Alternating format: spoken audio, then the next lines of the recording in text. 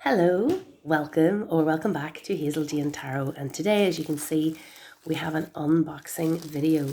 So this arrived today, and I wasn't quite sure what it was initially because it had been left out on the doorstep by the postman, and the package had got really wet, and so my partner had taken this out of the outside packaging and disposed of it. And then I just had this, and I was like, well, what is it? I hadn't realised that my Kickstarter that I had backed was shipping already. So I just opened the paper to see what it was and found the Unfolding Path Tarot. Okay, so it's this is a deck that I backed on Kickstarter a while ago. It was this year. I'm not sure what month, but it was earlier in 2022 that I backed it. And I think it's a UK producer. But beyond that, I don't remember any details really. So we are reminding ourselves, I'm reminding myself about it as I unbox it today. So I know I was attracted to it because I really liked the art. It looked like a diverse, modern take on the Rider-Waite-Smith, which is totally up my street. So I thought I would support the deck. So first thing I noticed is in this black box, which won't look terribly exciting on the shelf because it will just be plain black because nothing on the side, but that's okay. It's got a nice embossed sort of lid. And here is a little leaflet for it, the Unfolding Path Tarot. I'm wondering if that's the World card maybe. So the creator is listed here, or the producer, Athene Arcana. But the creator's name isn't immediately listed. So it says, welcome the Unfolding Path Tarot, a colourful, emotive deck drawn from a diverse and beautiful world full of people just like you and I. So it's in this box which has a sort of foam insert, and it looks like it's pretty tight to the box. So I don't know if the cards will slip, but they are wrapped in this paper sleeve at the moment. So let's just pull this off. I'm gonna have to tear it, aren't I? There we go. And so the deck feels chunky. The cardstock is really smooth, matte. These are the backs. Lovely flower and kind of crescent moon effect, like water. It's very pretty. And of course, reversible, which I do like because I go through phases with reversals. There seems to be a slight bow in the cards just as they've come out of the box, but I'm sure that'll shuffle out. That doesn't they sort of bow backwards very slightly, but I'm sure that'll shuffle out when it's used. So the little blurb here says, tarot is like a parallel universe seen through a looking glass flowing gently beside us. The characters from the cards are our guides, whispering, encouraging, and holding up a mirror for self-reflection. I've tried to create a deck that's a representation of the world around us and at the same time holds a mystical touch. The deck will hopefully come to feel like a good friend. So, and Athena, or Athene, is the creator. And so we don't have a guidebook per se. We have this sort of sheet for each card. We've got some keywords. So it's a sort of helpful cheat sheet, I guess, if you're new to tarot, or to see sort of what ideas the creator was basing the cards on. Okay, so let's have a look because we're 4 minutes in and I don't want to make this video too enormously long. So there's the Fool. I really like the white edge with the really colourful image in the middle. I think that's going to really pop when you lay them out in a spread. So here we have Magician. The High Priestess. Oh, she's great. I like her. I really like how this deck, decks like this, but I like the way we have the classic symbolism elements from the Rider-Waite-Smith, like the triple goddess moons, the scroll, the pomegranate, are incorporated into like a more modern, slightly, you know, different imagining of the image. So we've got the Empress and the Emperor. Let's see them side by side. They're lovely. I kind of like how the colors are the same, you know, because it makes them or similar, makes them a pair. Kind of. Although I know some people don't really like the pregnant empress, but I don't mind the pregnant empress. And then we have the Hierophant. So see a range of symbols for different religions on the, don't know what the word for this is. And the keys are there, and the you know, a lot of the symbolism from the RWS, you know, the shape of the papal cross, isn't it, and the hand gesture and so on. And then the Lovers.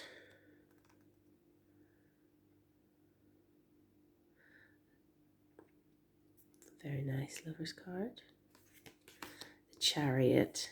So when I'm doing these flip throughs, it's hard not to have just like silence as I look at the card. Strength, lovely, and the Hermit.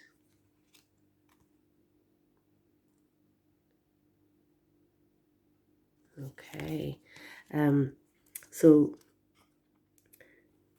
we've got the Wheel of Fortune and Justice. Wheel of Fortune is a bit different. I don't particularly like the traditional Wheel of Fortune where you just have the wheels and the symbols and so on. And there it looks like we've got the wheels from the RWS, more traditional, but they're being spun around by this lady. So I quite like that. We have Justice. And then we have Hanged rather than the Hanged Man or the Hanged One. And the silks and the tire and make it all look sort of a little bit more circusy.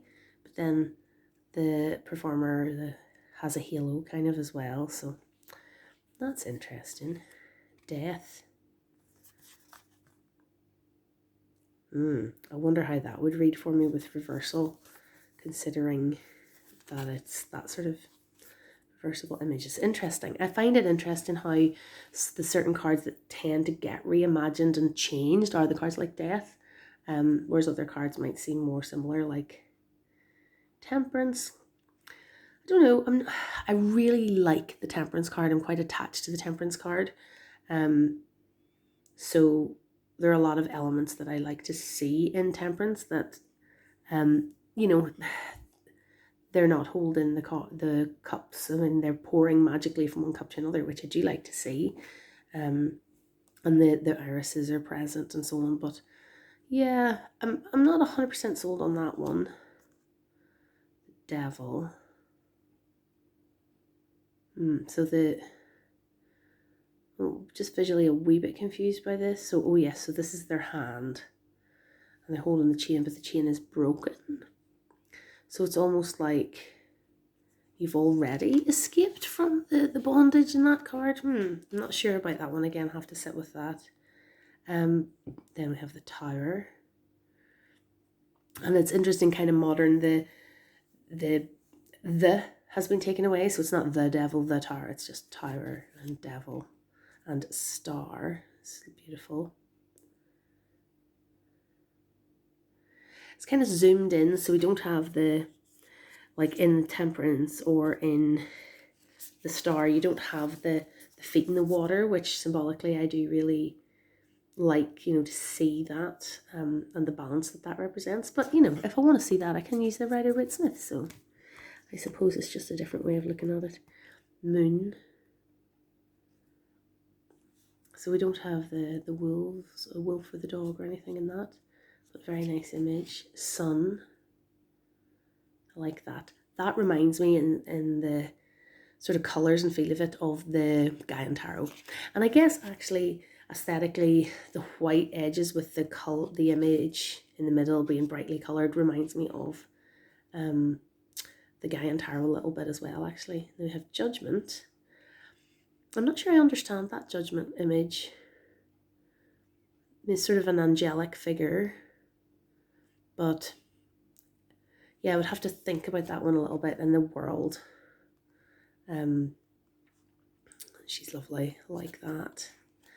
Okay, and now we're into the suits. Now, this is something I really like to see. Is this happening here? Yes, colour theming through a suit so that when you lay them all out in a spread, you can see really quickly that you've got lots of one suit. I really like to see that, so that's cool. I'm glad to see that happening. So we have the Ace of Wands, nice kind of cool wand in the Ace. The 2, I really like that. And so these wands are in every card, sort of. Yes, it's the same crystal tipped wand we're seeing in each card with the red crystal. So the 2 is lovely, and the 3, both cards I really like. The sort of planning, exploration, adventure, beginning kind of feel to those cards. I love that. So that's really nice as well. 4 of Wands. Oh, that's really nice. I like that. There's a kind of, the 4 of Wands tends to imply something like wedding, doesn't it? So some sort of celebration and a sense of stability and family and so on. That is implied within this image. I think I'm starting to think, because of the way they're zoomed in or kind of cropped in a little bit, that this maybe isn't so much a great beginner's deck as more like a deck for somebody who already knows the Rider-Waite and wants to see it modernized and more relatable kind of in the visuals. Because I know 4 of Wands, I can totally see that depicts 4 of Wands for me. So we've got celebration, joyful event, fruition, harmony is the keywords in the little booklet. And I can see that. And I can see sort of the wedding and so on that I get implied in the Rider-Waite-Smith as well. So that comes across. Then 5 of Wands. Yeah. 6 of Wands. Sort of victory card. So somebody has won. They've got the wreath of victory and the cup and so on. 7 of Wands. Oh, that's great. So the defending, the high ground, holding your position. She's fierce. I love her. She's great. 8 of Wands. It's like he's zooming through the air on a broomstick. 9 of Wands. I'm not seeing, like, with 9 of Wands, I tend to associate it with a kind of like a world weariness, kind of, but I suppose that's because it's really obvious with the injuries that you often see visually on the person in 9 of Wands. I don't have that here, but still that kind of holding the line. And seeing how that is different from 7 of Wands is interesting to consider, I think, because they're both holding a defense, but maybe in different kinds of ways. And 10 of Wands, overburdened, but in a realistic kind of modern way, hauling your groceries up the stairs. Then Page, oh, they're great, really playful. I like that. I love the sort of whizzing energy that's all through the sort of white dots, create this sense of electricity and excitement or magic happening. Knight of Wands, again, lovely. Queen of Wands, what is she doing? She's got her cat, her big throne. Fabulous extra dress, which I really like. To me, the Queen of Wands is the performer archetype. So yeah, she's great. She looks like she's about to go sing in an opera or something in that dress. And the King of Wands, lovely. Very nice. Okay, and now we're into the cups, which are all blue by the looks of it. Okay, lovely. So we've got the Ace, beautiful goblet. Love the colours and detail. The little heart, that's cool. 2 of Cups, beautiful, romantic. 3 of Cups, gorgeous. 4 of Cups, he's funny. I like him, sort of fully ignoring the goblet being offered by the mysterious godlike hand. 5 of Cups. Yeah, nice. Black dress and the background. 6 of Cups. That's lovely. I mean, it could be somebody with a child, like a mother or an aunt or somebody with a child, but it could also be with your inner child, you know, and looking at your memories and the smelling the flowers. Yeah, it's bringing some things into mind that's interesting. The kind of lines all around everybody is interesting too. I'm sort of wondering what this kind of spiky effect. And I don't know. Yeah, we had that in the wands as well, so that's throughout. That's interesting. So 7 of Cups, and then 8 of Cups, walking away. 9 of Cups, sort of kind of a joyous abandon 9 of Cups rather than a smug sitting there with all my cups. And 10 of Cups, family. Lovely. Okay, and then we have, oh, the Page. I love that the Page is an older person. That's fun because I very much associate the different court cards with equality and energy.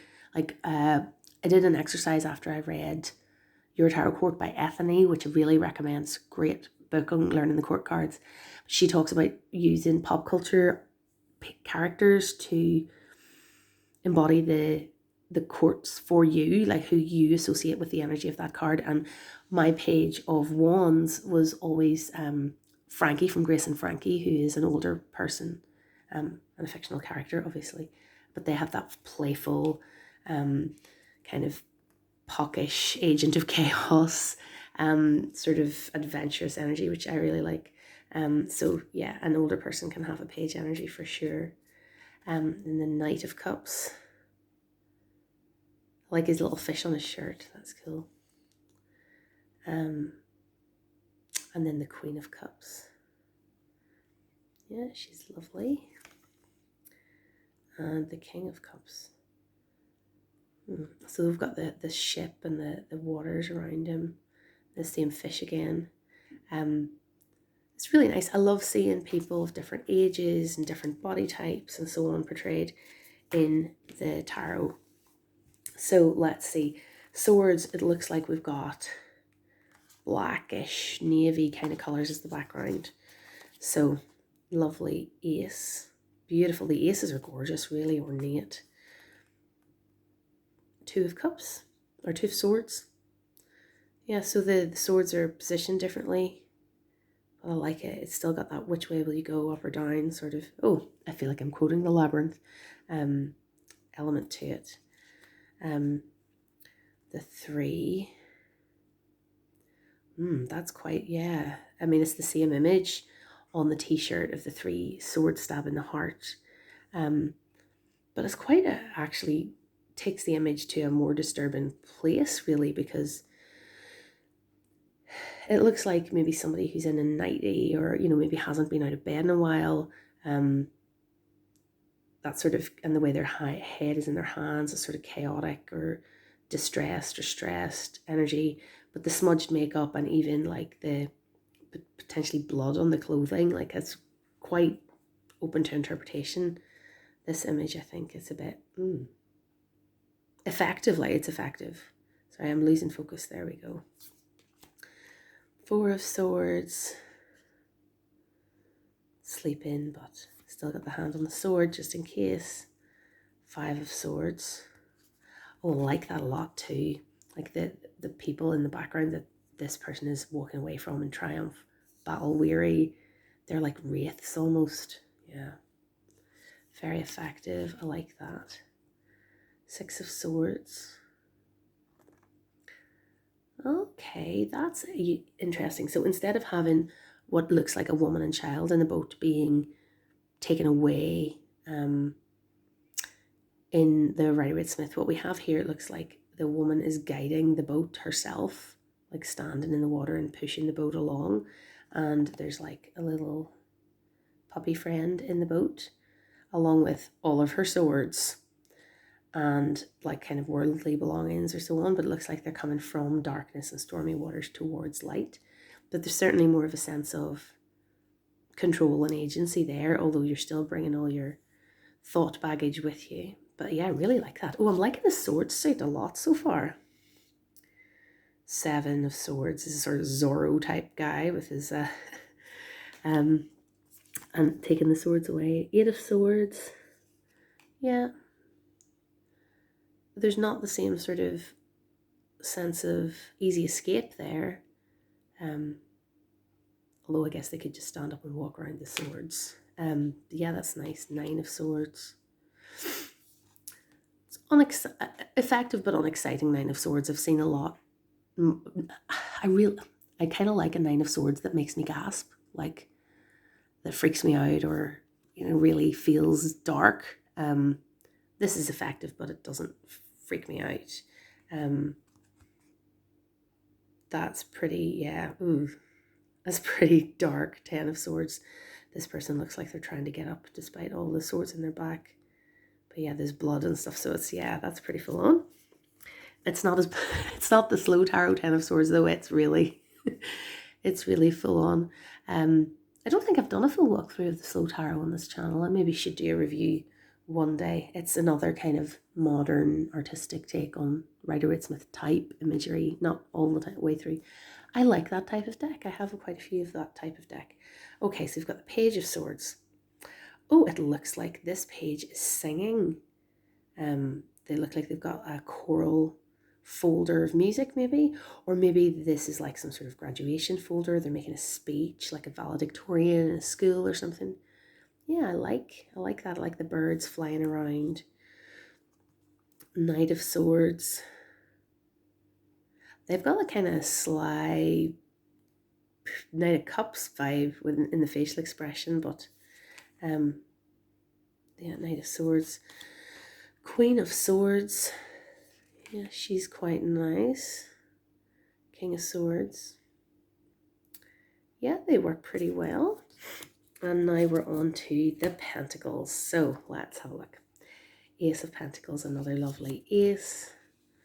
Two of Pentacles. Got a sort of magician juggler vibe going on there. Okay,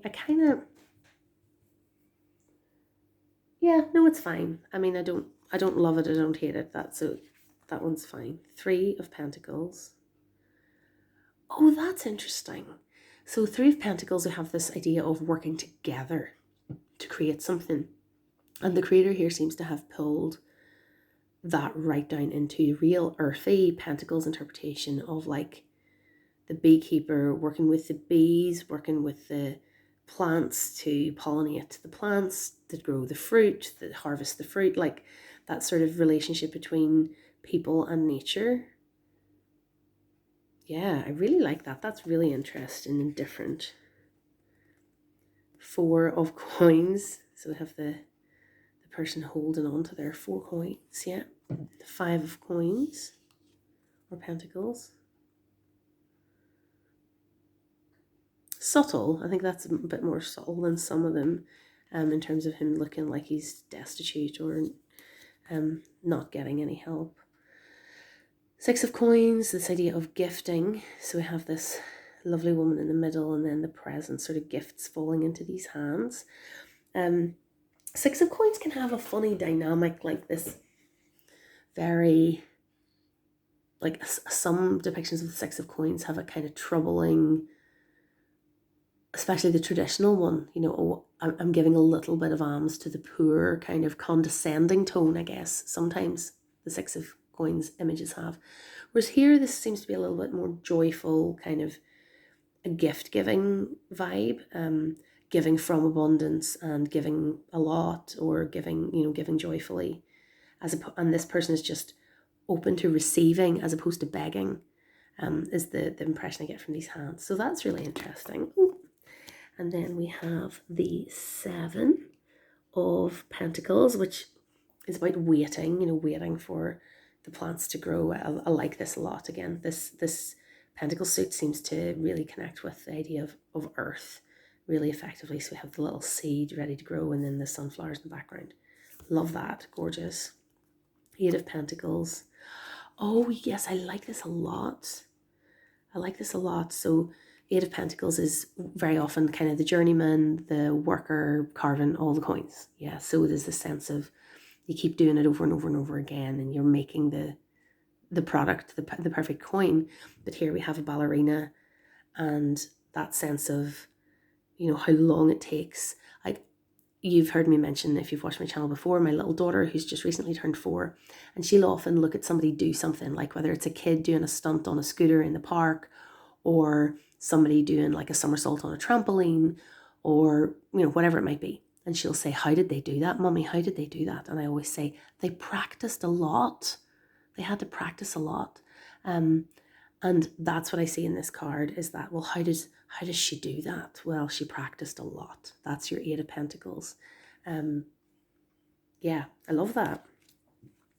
9 of Pentacles. Oh, great. So we have this very debonair gentleman in the garden with the very beautiful ornate bird and the, oh, it's just like a traditional Rider-Waite 9 of Pentacles, but with a very dapper gentleman. Yeah, really like that too.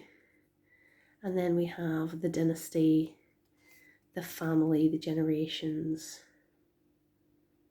Fantastic. Lovely. Lovely image. Now we have our Page of Pentacles. Again, lovely playful energy. I really like this. Artist can draw people really well, like faces and facial expressions and personality comes across really strongly. We have the Knight of Pentacles. Interesting. So the Knight is in a suit, but I've got these plants. So I'm getting this sense of like somebody who is, you know, not like, rather than not a gardener, but like somebody who maybe is an advocate for, or you know, not a professor. I don't know. I'm trying to think of like some academic way of engaging with earth-related issues, maybe. So they look very professional. Queen of Pentacles. That's a gorgeous chair, really comfortable. We have the fruits and the flowers and the hair. Beautiful, she's lovely. And the King of Pentacles. Yeah, fantastic. Yeah, I really like this deck. Like, not every single card is wowing me at first glance, but a lot of cards really have impressed me at first glance. And the art is consistently gorgeous. Like, the artist's style is just really consistent throughout. So I'm thinking that when you lay some cards down in a spread, just to pick a few out randomly, they are going to look super. Yeah, those white borders with the sort of uneven borders, they're just lovely. Now, it's never a great success for me. Sorry, that's too close for you. You're getting dizzy looking at that, I'm sure. Trying to riffle on camera, but let's see. Oh, they're lovely. Oh, they're really bendy. Look. Okay, let's see. Oh yes, this is going to be a lovely deck to riffle, actually. I'm not the most practiced, but it is really nice and bendy. Yes. So I think I'm just going to have to bridge it a few times to get that kink out of it, which is bending just slightly backwards. But yeah, that's going to be a gorgeous shuffling deck. Yeah, and they just overhand really nicely too. They're not sticky at all. Oh, well done to the creator for the choosing this cardstock, because it's lovely. It's thin and flexible.